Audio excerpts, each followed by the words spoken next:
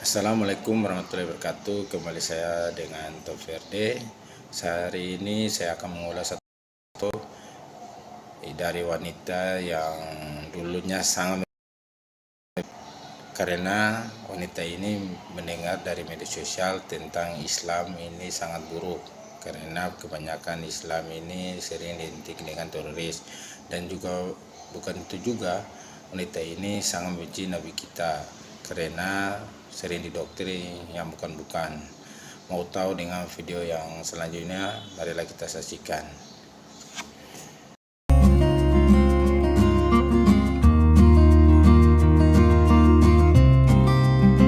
Jadi memang dari dulu udah ke brainless banget gitu ya. Dibilang Islam itu katanya agama perang, nah, terus karena Nabi Muhammad itu mana-mana pokoknya nyebar Islam itu pakai perang katanya gitu. Terus di pikiran juga ditakut-takutin.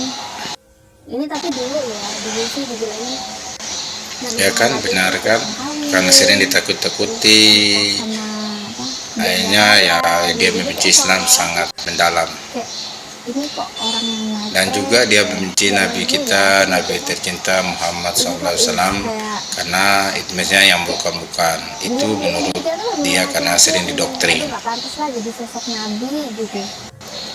Terus juga nikah sama wanita yang banyak gitu, ini kan yang dibilang tukang kawin lah ini itu gitu.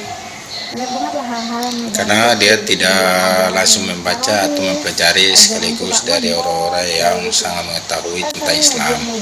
Akhirnya wanita ini ada teroris, ya beginilah, akhirnya membenci Islam dengan bercadar atau apalah katanya gitu. Jadi memang yang aku pikirin dulu ngeri banget mau masuk Islam tuh, tapi ngeri banget kalau punya nabi kayak gitu. Kalau bisa yang lain deh, cari agama yang lain aja, nggak usah nyari Islam. Walaupun udah kelihatan Yesus itu dimuliakan sesuai dengan yang Yesus bilang itu di Islam ya, tapi memang gak ada ilmu apa yang membaca Alkitab. Ternyata Yesus memberikan Islam, tapi dia belum dapat kebenaran yang sebenarnya. Ya akhirnya masih tetap dalam hatinya membenci. Takut ke Katolik kali ya. Katolik tuh ketuhanannya gimana ya gitu kan, karena yang aku tahu kan Katolik duluan daripada Protestan. Jadi terus yang aku ingat juga Katolik itu kan punya kitab Balas sama ya, apa tidak sama Katolik sama Protestan, kan sama-sama Kristen ya, tapi dia masih membedakan antara Katolik dan Protestan itu berbeda. Aku baca kitabnya, tapi aku baca ngacak aja gitu ya, aku juga lupa itu kitab apa, pasal apa, juga lupa. Aku asal buka, aku baca, ini kok isinya bagus juga sih. Aku baca ini kok baik sih. Itu dulu tentang ini, tentang kayak aturan-aturan dalam kehidupan gitu. Mungkin kalau di Islam itu mungkin kayak sunah-sunah gitu kan ya, kayak gitu kali ya. Tapi itu bukan sunah, kan cuma seperti gitu, kayak arahan-arahan yang baik-baik gitu. Jadi dulu aku baca, terus aku bilang ke temenku, dulu kan di kantor tuh ada yang Katolik, ada yang Islam gitu. Aku ngomong ternyata kitabnya Katolik ini bagus juga ya isinya ya, bagus juga ternyata. Terus aku pengen belajar gitu. Nah tapi teman gue yang Islam ini bilang gini, nah yang namanya kitab suci itu pasti isinya bagus, itu pasti isinya baik-baik semuanya. Tapi Nah, memang betul itu. Kita semuanya isinya bagus, tapi kebenaran itu tetap satu ya. Ajarannya beda. Walaupun isinya semua baik. Betul. Tapi yang benar pasti cuma satu. Memang Alkitab atau kita lain pasti isinya baik, mengajak kebaikan. Semua keyakinan. Tapi tentang keyakinan cuma satu ya. Tapi belum tentu. Mari kita saling dengar ya. Jadi ya udah, aku mikir-mikir lagi gitu kan. Nah mengenai Nabi Muhammad. Nah, ternyata masih ragu juga. Aku pun juga masih ragu tentang mempelajari kitab yang dari Katolik itu. Cuma itu ya, utusan ya. Temanku gini, ya ampun cuy, kamu kok gimana, aku baru tahu. Lo tuh ya pinter-pinter tapi kamu kok pinter kamu bego sih kan. Masa kamu baru tahu kalau Yesus itu utusan? Kamu masa baru tahu dia itu manusia? Dia memang manusia, bukan Tuhan. Katanya itu temanku Islam itu yang ngomong, muslimah, dan dia taat banget sholat. Jadi aku bilang, ya aku baru tahu sih, cuma gimana ya, bingung aku mau masuk Islam apa enggak ya. Nggak ada feel aku sama Muhammad, tapi gitu. Oh, dia tahu karena mungkin dia membaca Alkitab sisinya tentang ketuhanan. Ternyata Yesus adalah satu manusia yang dia belajar dari Alkitab, yang dia baru ketemu begitu istilahnya. Aku semakin penasaran lagi, kok kayaknya nyari-nyari yang lain tuh tetap menjurusnya pengen masuk Islam gitu. Saya belum ada feel ke Nabi Muhammad. Nah, terus sampai ada temanku lagi yang lain gitu kan, udah berpelakon, kemudian terus dia ngobrol, aku tuh diceritain kisahnya Nabi Muhammad, sedikit kisah lah ya, sedikit kisah tentang Nabi Muhammad. Itu karena aku bilang aku tertarik sama Islam itu agama yang benar.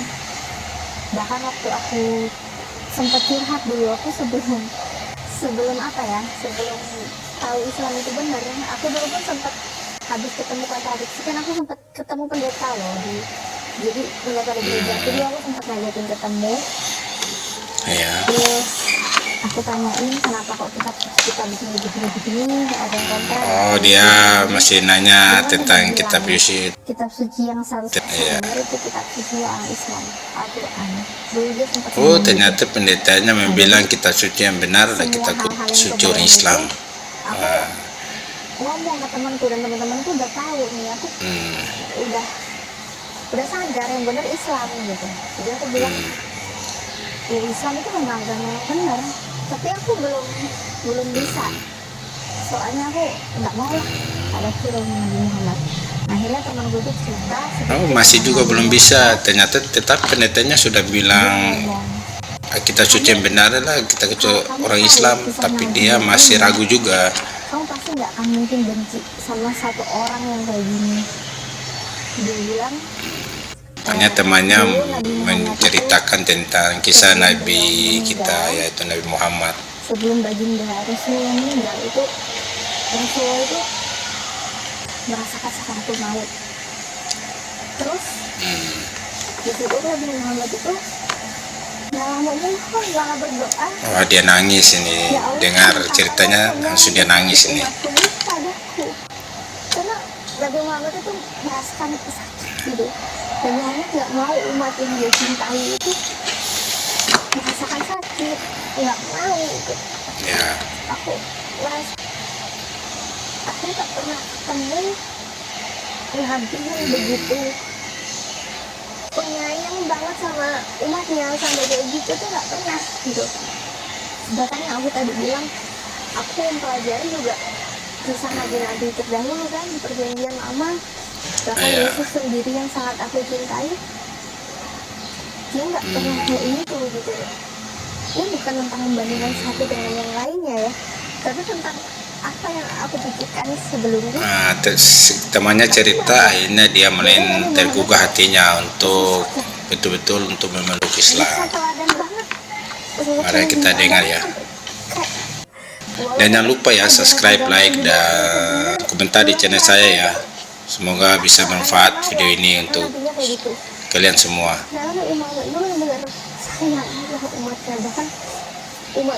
Umatnya yang di zaman setelah dia meninggal pun dia mendoakan semua umatnya. Padahal nggak pernah ketemu, nggak pernah ngeliat dia. Tapi sampai segitunya Nabi Muhammad bersedia merasakan semua sakit, semua umatnya itu ditimpakan ke dia. Aku dengar itu kayak ini kok ada ya orang kayak gitu gitu ya. Kok ada sih kayak itu? Dia mulai berpikir. Terus setelah teman dia cerita tentang Rasulullah. Bahkan dibilang juga, aku diceritain juga Nabi Muhammad itu Ya. Dia dijamin masuk surga, iya. Tapi Nabi Muhammad juga dia jamin dia nggak mau masuk surga sebelum semua umatnya itu masuk surga. Dia akan cari satu-satu. Jadi seburuk-buruknya umat Nabi Muhammad tetap akan dijemput sama Nabi Muhammad, akan dimasukkan surga juga. Baru Nabi Muhammad mau masuk sampai semua umatnya itu masuk surga. Itu benar-benar kayak terpukul banget lah nih, kok kayak merasa berdosa banget gitu. Aku kayak merasa ya Allah, aku dulu tuh, tapi dulu belum bilang ya Allah gitu ya. Dulu aku cuma ya Tuhan, sampai segitunya gitu ada sosok yang semu ya itu apa yang aku benci gitu. Ya udah, jadi aku dari cerita itu baru sedikit cerita yang aku tahu dulu. Aku mulai merasa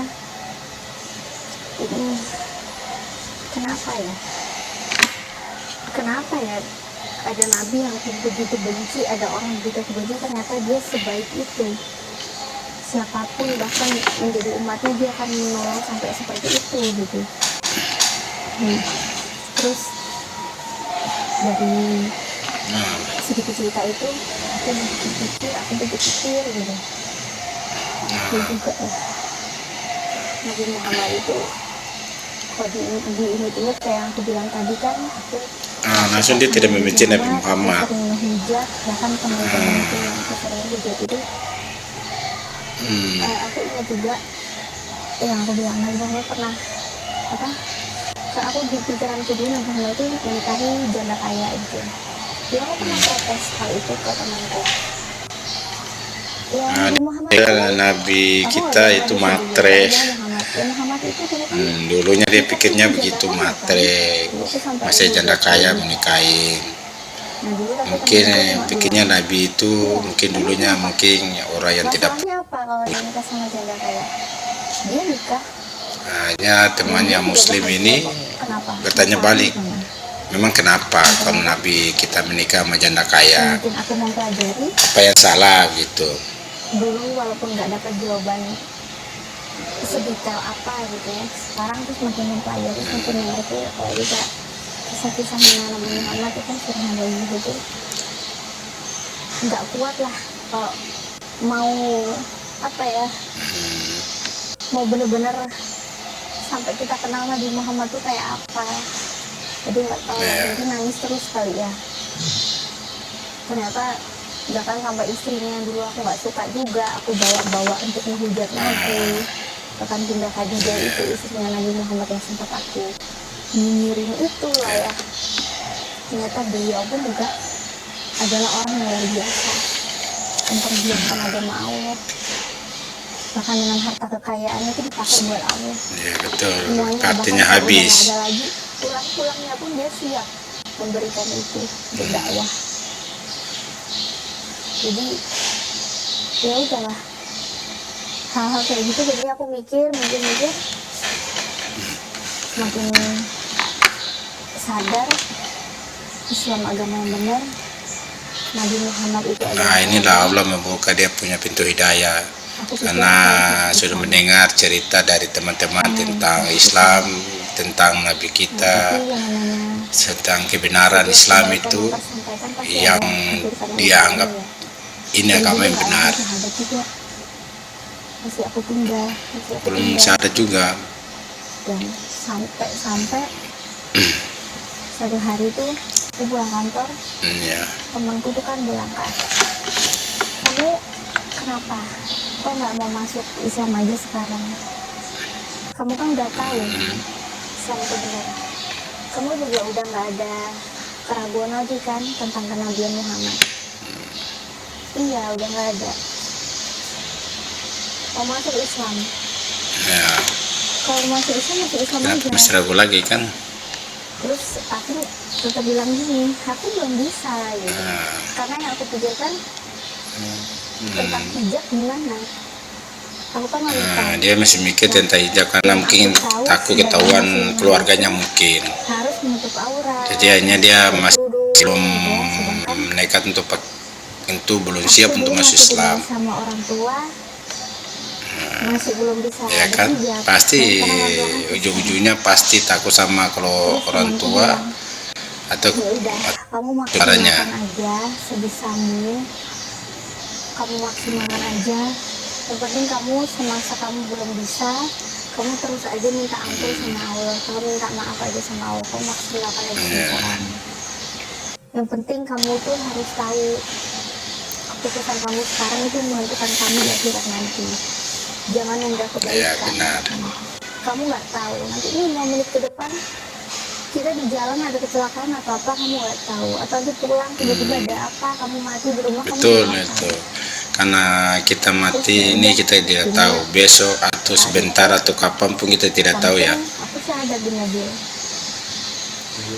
Oh ternyata dia sadar di mobil guys. Jadi langsung Temannya sadar sama teman di mobil saja. Jadi saksinya cuma teman sama Allah. Iya kalau masih hidup besok, iya kalau nanti malam masih hidup kan gitu. Jadi mulai berpikir kalau terlambat sadar takutnya mati besok. Islam itu agama yang benar, Nabi Muhammad adalah nabi yang terakhir, ya sudah, nggak ada cara lain lagi. Lebih baik apa ya, lebih baik terpaksa masuk surga sih daripada dengan kita rela masuk neraka kan gitu. Terpaksa masuk surga daripada masuk neraka. Jadi langsung dia sahadat. Jadi cuma berdua aja di mobil.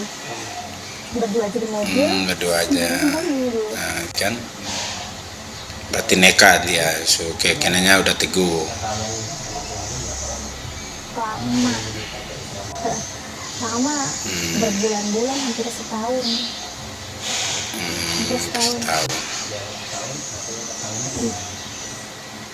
Iya, ketahuannya ini mas, jadi awalnya itu kan setelah bersyahadat gitu ya, jadi tuh karena problemku hijab, jadi aku juga langsung pulang kantor selesai syahadat langsung kita mampir ke toko busana muslim, belilah beberapa beberapa kerudung gitu kan. Jadi sebelum ketahuan itu ya benar-benar sembunyi dulu. Jadi dari rumah kantor karena takut kan, dari rumah kan orang tua ya mungkin ya, gedungnya ditaruh di tas, diumpetin, terus sebelum sampai kantor gitu kan, jadi udah agak jauh dari rumah, aku pakai kerudung sampai orang-orang taunya udah mualaf gitu pakai kerudung gitu kan.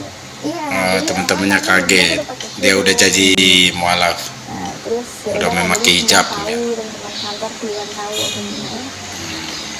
responnya kaget dan mayoritas Islam ya. Oh, berarti iya.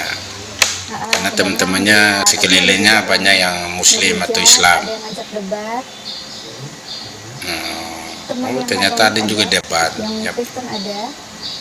Kalau Islam alhamdulillah lah ada yang debat.